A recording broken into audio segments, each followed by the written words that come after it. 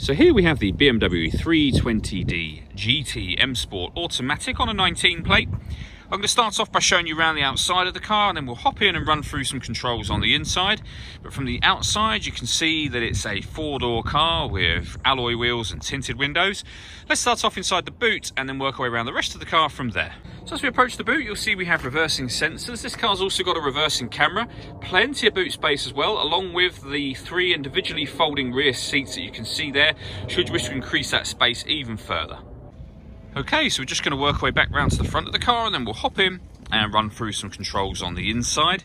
But now that we've done a full circle of it, you can see it's in excellent condition the whole way round. Just briefly before we climb in, I think it's well worth seeing the interior from this exterior point of view. There's plenty to run through on the dashboard, so let's hop in and we'll do that now. Okay, now that we're inside the car, we're going to start with the dials. On the left-hand side, we have the fuel gauge, followed by the speedometer, then the rev counter and the coolant temperature gauge. In the middle, you can see the total miles of this car, which are 7,639. Above that, you can change the information displayed there by using controls on the end of the indicator stalk for various different bits of trip computer information. If we back out to the steering wheel, on the left-hand side, we have cruise control and speed limiter, and on the right-hand side, we have stereo and phone controls, including voice activation for the phone. So you can hit that button, ask it to dial anyone in your contacts list, and it'll do that for you without you having to take your phone from your bag or pocket. That is, of course, once you paired it up, and that is done over on the central area just here. This is all touchscreen.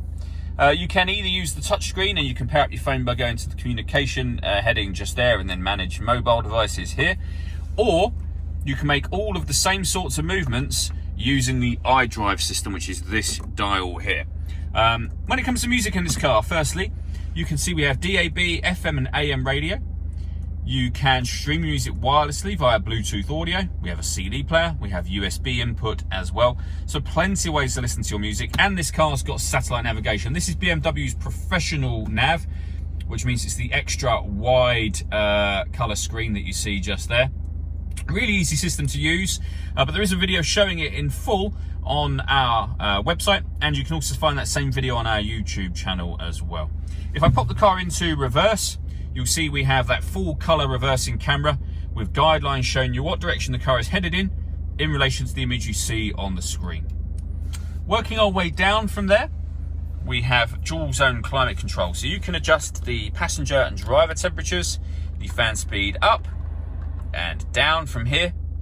You can determine what direction you'd like the air to be distributed in for both driver and passenger individually. When you're happy with all of those settings, this button turns the air conditioning, in this case, off or back on again. Or you can hit auto and the car will maintain the temperatures you've asked for by taking full control of the fan speed for you. To override it, just hit auto at any time you wish to.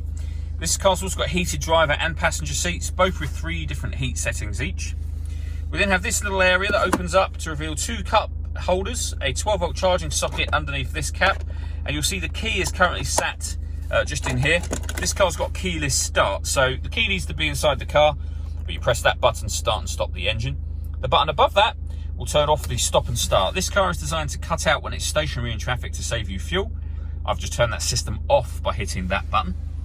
We then have the gear lever for the fully automatic gearbox, and these buttons just here. So firstly, this one turns off the traction control, and then this will change the driving setup of the car. So if I press that button there, I'm putting the car into sport mode.